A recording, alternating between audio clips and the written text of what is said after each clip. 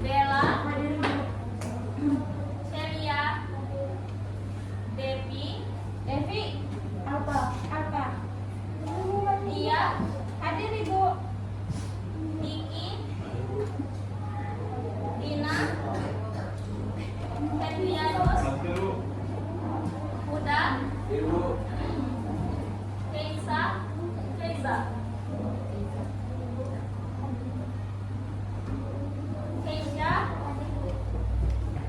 Meriza, Messi, Emizan,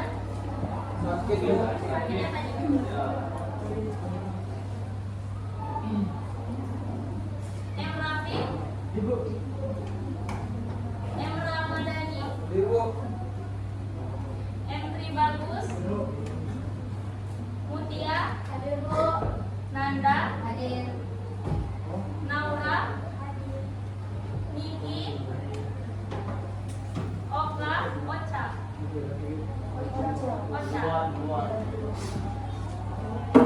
Reki, Riri, Sakila, Benti,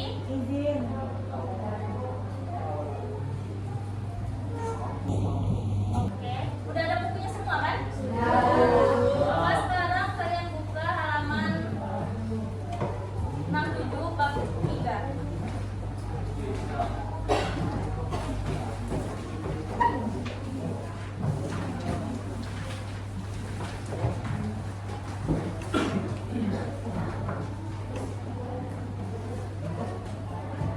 Nah, di bab 3 itu kita bahas tentang ide pokok dan ide pendukung. Ada yang tahu nggak ide pokok dan ide pendukung?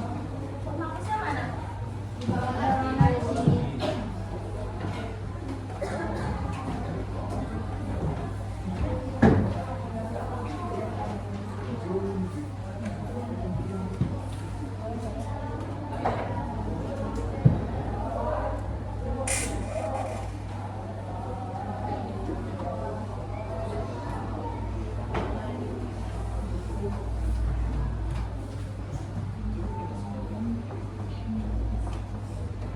Ada yang tahu nggak ide pokok apa? Apa? Coba yang dari sudut sini. Ide pokok.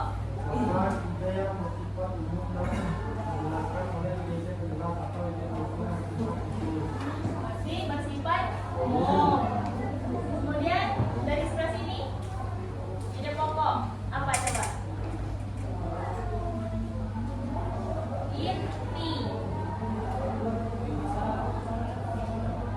Kalau sebelah sini tahu nggak maksud dari ide pokok? Coba dibaca bukunya. Di halaman 72.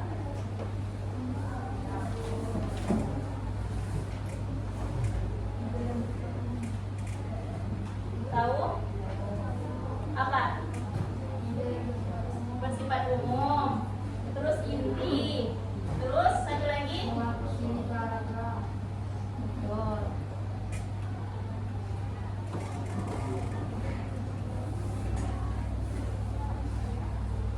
Nah, kalau ini ide pokok, terus kita bahas lagi ide pendukung.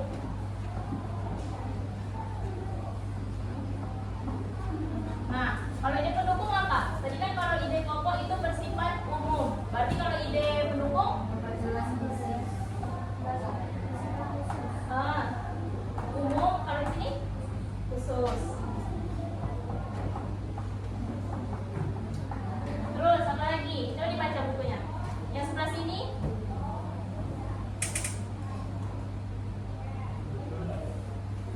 ada yang tahu?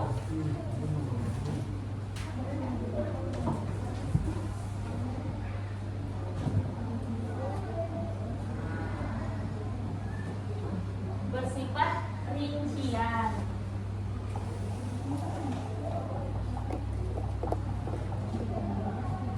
Nah, coba dari ini kalian bisa nggak paparin pengertiannya dari kata-kata ini? Yang pertama bersifat umum, maksudnya umum berarti luas.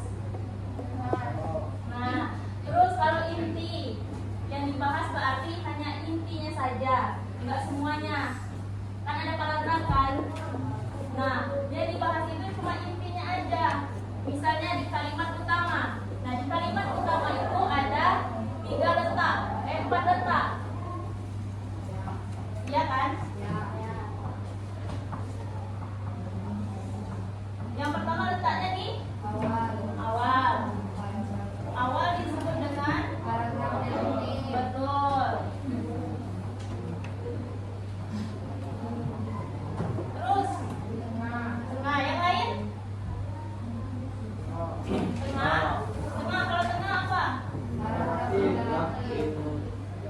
Naratif.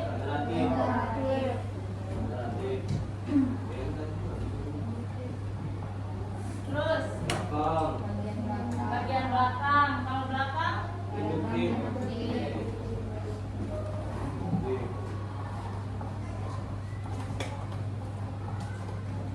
terus satu lagi apa? Awal dan akhir. Betul.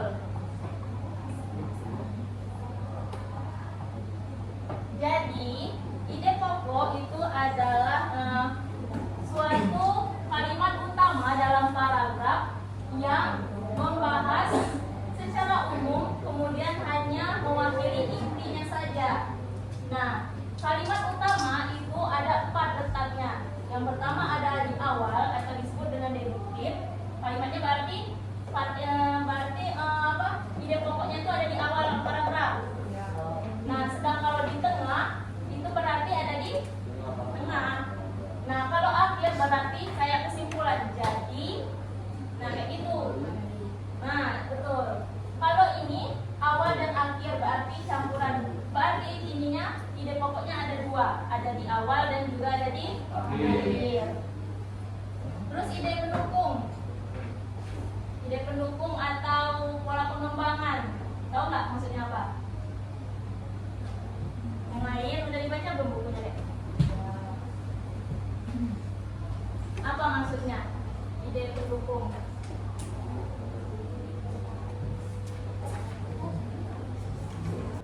Nah, coba sekarang untuk ide pendukung siapa yang mau jawab? Boleh? Maksud apa? Betul. Jadi ide pendukung itu bersifat khusus atau di mana di sini itu berisi rincian atau penjelas saja. Nah, kalau umum tadi kan bersifat luas kan. Nah, kalau di sini cuma menjelaskan rinciannya aja. Jadi bersifat khusus. Nah, kemudian pada ide pendukung itu menyebar. Kalau ide pokok kan cuma ada di satu titik, di awal, di tengah, atau di akhir. Nah, sedangkan kalau ide pendukung itu menyebar, ada di semua. Paham?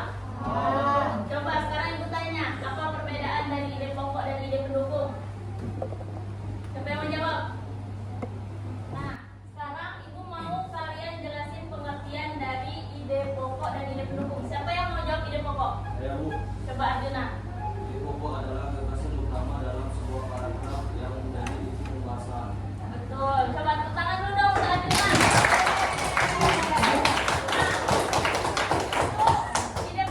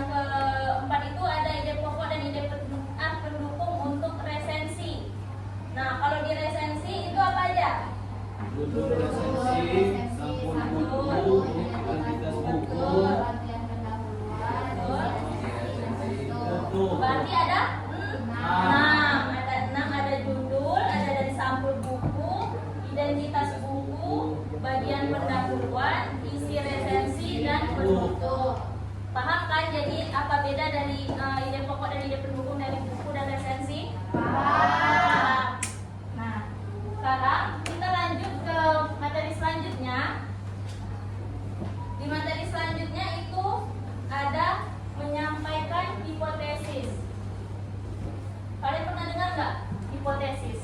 Belum. Belum. Belum. Pernah nonton? Sering kan? Sering. Terus misalnya kayak hari ini, kira-kira hujan nggak? Enggak. Itu termasuk apa? Kenapa bisa bilang nggak hujan?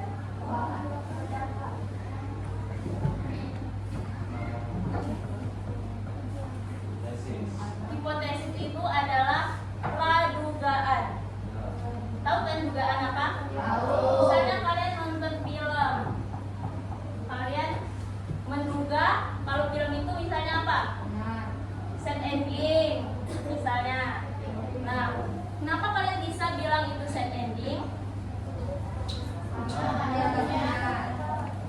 Nah, untuk tahu itu set ending apa enggak, pasti kalian bakal nonton sampai akhir kan? Nah, berarti itu termasuk di uji kebenaran. Jadi, hipotesis itu adalah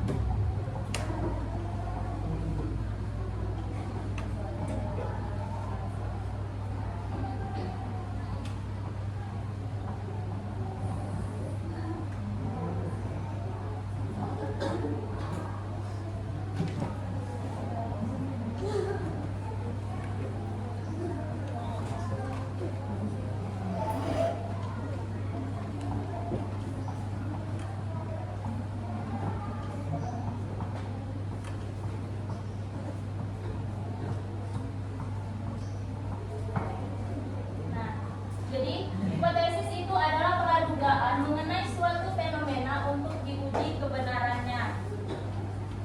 Coba ulangi lagi, apa maksud dari hipotesis?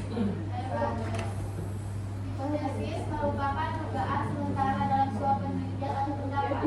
Betul. Yang lain ada lagi nggak? Boleh? Hipotesis merupakan dugaan sementara dalam sebuah penelitian atau pendapat yang kebenarannya masih diragukan. Untuk memastikan kebenaran dari pendapat ini, suatu hipotesis harus diuji dan dibuktikan kebenarannya. Betul.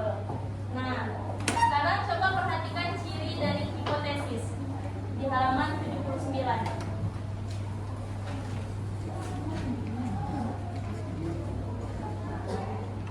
Ciri dari hipotesis itu kan menyatakan pertautan antara dua variabel atau lebih. Nah, kalau cuma satu variabel itu nggak bisa diuji kebenarannya, jadi harus dua. Nah, kemudian deklaratif. Tahu maksud deklaratif? Enggak. Deklaratif itu berarti cuma sekedar ringkasan, nggak panjang lebar. Kayak misalnya kalau yang panjang itu kayak latar belakang, kan latar belakang panjang kan? Nah ini enggak, ini cukup singkat, padat dan jelas. Nah, kayaknya udah paham semua ya mengenai pengertian dan ciri-ciri dari hipotesis. Nah, sekarang kita masuk ke tugas. Ibu mau bagi kalian jadi kalian berapa semuanya? 32. Jadiin 7 kelompok. Berarti hitung aja ya. Hitung dari sini sampai 7. Ayo mulai. 1, 2, 4, 6, 3, 6, 7.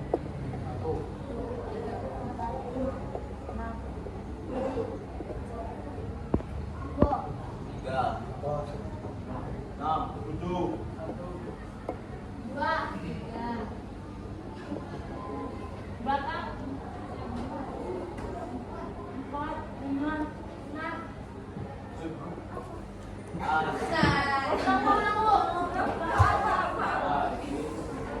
Ayo dari satunya. Nah, bukan dari yang belakang aja. Satunya tadi siapa dari belakang? Mutia 2, 3, 4, 5. Nah, berarti ada satu kelompok yang kurang ya. Coba duduk per kelompok. Nomor 3 6 sini, 6 sini. 5 sini. Panas pada situ. Panas tidak mau. Sini.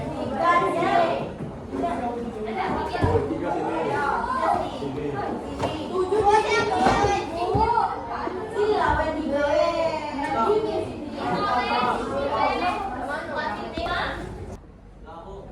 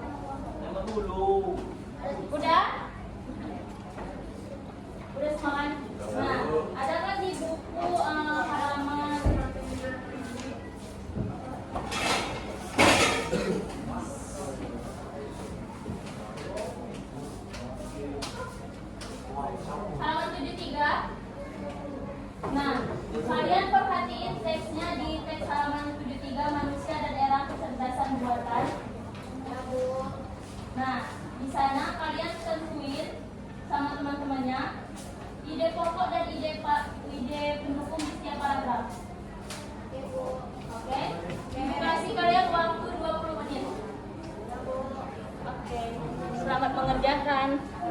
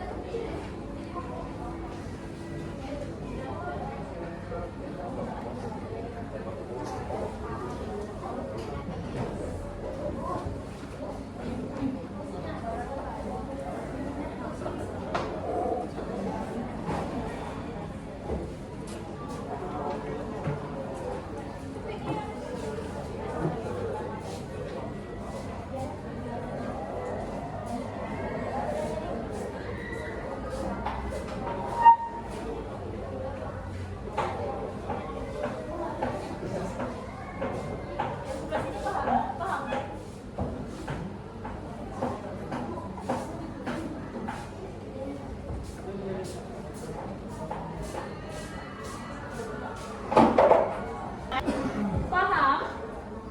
Paham?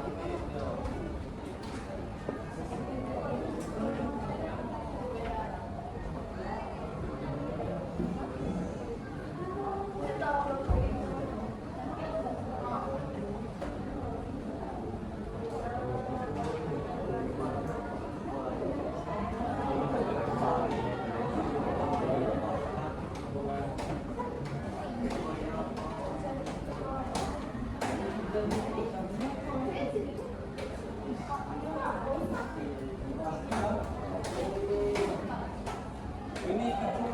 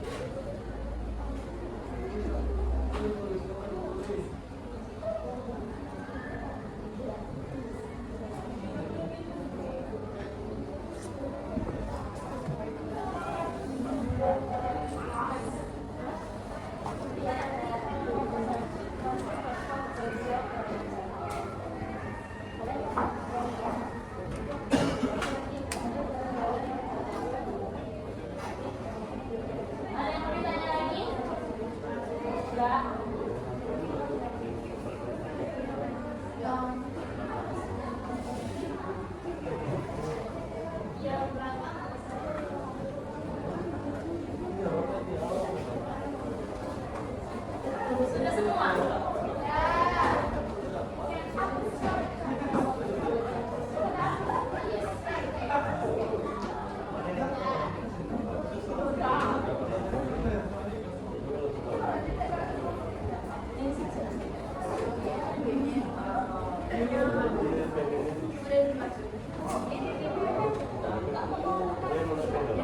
Siapa? Ini kerja nggak? Enggak. Ya, enggak. Kalau nggak kerja nanti kita kasih hukuman.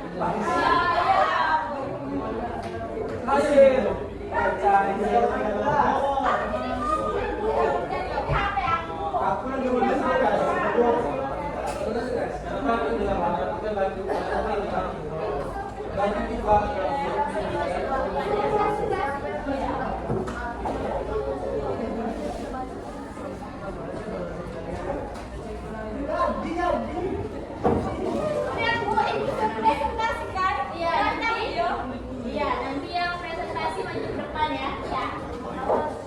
Sendiri aja, sendiri.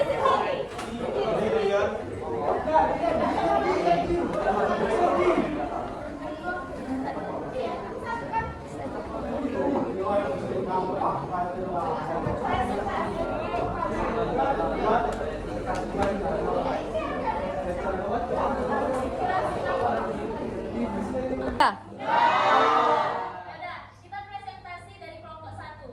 Kelompok 1 perwakilannya boleh maju. Ayo, kelompok 1. Yang lain simak ya, benar apa enggak?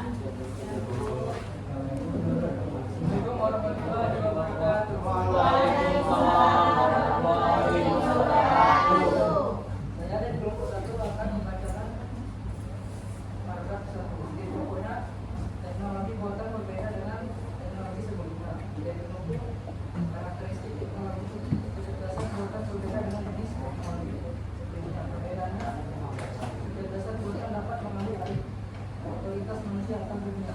Apakah benar? Benar? Kasih tepuk tangan dulu dong. Oke, boleh duduk lagi. Kelompok 2. Kami Bu. Mutia mau maju? Aira. Boleh Aira?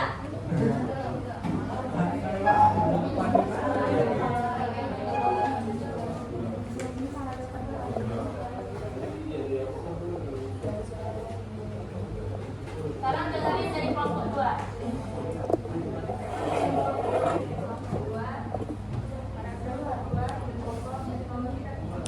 Dilakukan membuat manusia lebih sehat, makmur dan sejahtera. Ada pembangunan teknologi itu terjadi karena ada teknologi pemaitan dan pengolahan hasil panen dan membiarkan hewan. Gimana? Benar apa enggak? Benar. Kasih tepuk tangan dulu dong.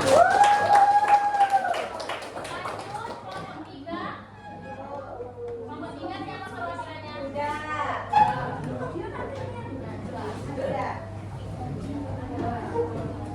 Ayo. Ayo. Ayo sekolah. Siapa? Kenapa enggak? Saya dari kelompok 3 akan mewakili ide pokok dan ide pendukungnya. Ide pokok dari paragraf ketiga adalah perkembangan teknologi memberikan banyak kemajuan bagi kehidupan manusia. Ide pendukungnya kemajuan teknologi kesehatan seperti vaksin dan antibiotik berhasil menurunkan angka kematian akibat penyakit. Betul? Betul. Tepuk tangan lagi dong. Kita pinter ya. Sekarang kelompok keempat. Kelompok keempat. Ayo. Assalamualaikum warahmatullahi wabarakatuh. Saya dari kelompok 4 akan mewakilkan paragraf 4 bahwa teknologi khususnya kecerdasan buatan tidak hanya menyempurnakan produk lama, tapi juga menciptakan produk baru dan menyebabkan peradaban manusia mengalami kebangkitan besar. Dia pendukung. David Pinker, seorang ahli psikologi yang senior, nyatakan bahwa teknologi tidak hanya membuat produk lama menjadi lebih baik, tapi juga menghasilkan produk yang sepenuhnya baru. Apakah ini benar? Benar. Tepuk tangan dong. Kelompok lagi. Kelompok 5. Kelompok 5 mana? Kelompok 5.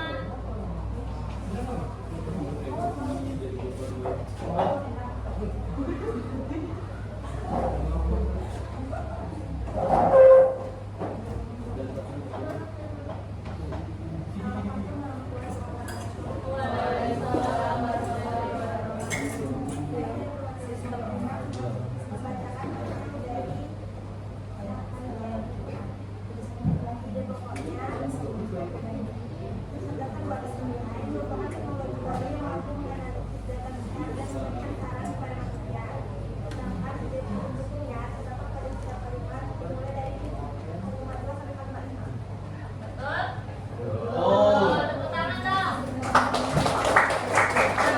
Kelompok ke-6. Kelompok ke-6.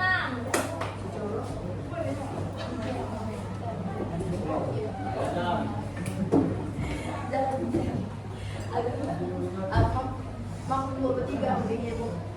Ada yang bantuin. Kelompok 6.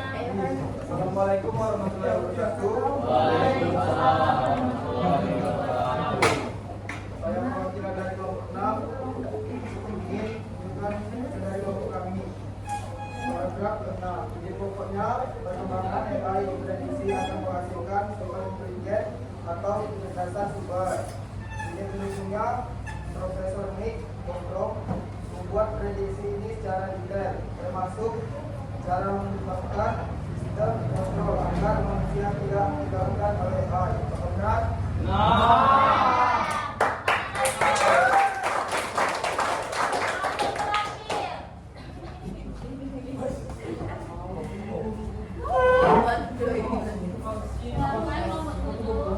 Assalamualaikum warahmatullahi wabarakatuh. Waalaikumsalam warahmatullahi wabarakatuh. Saya perwakilan dari kelompok 7. Saya akan membacakan hasil dari kelompok 7.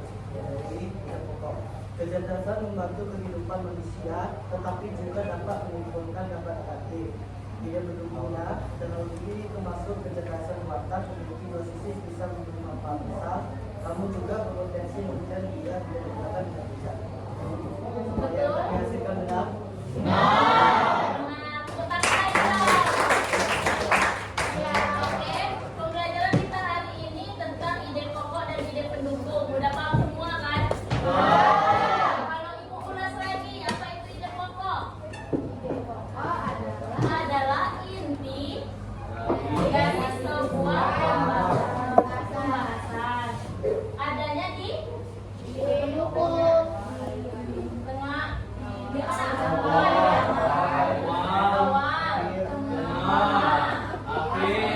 Awal dan akhir. Awal dan akhir, betul. Terus yang kedua, apa tadi? Hipotesis. Hipotesis. Hipotesis adalah betul, suatu pernyataan sementara atau dugaan-dugaan sementara. Kemudian apa lagi? Untuk memecahkan. Menunjukkan suatu masalah. Betul. Siapa yang jawab tadi?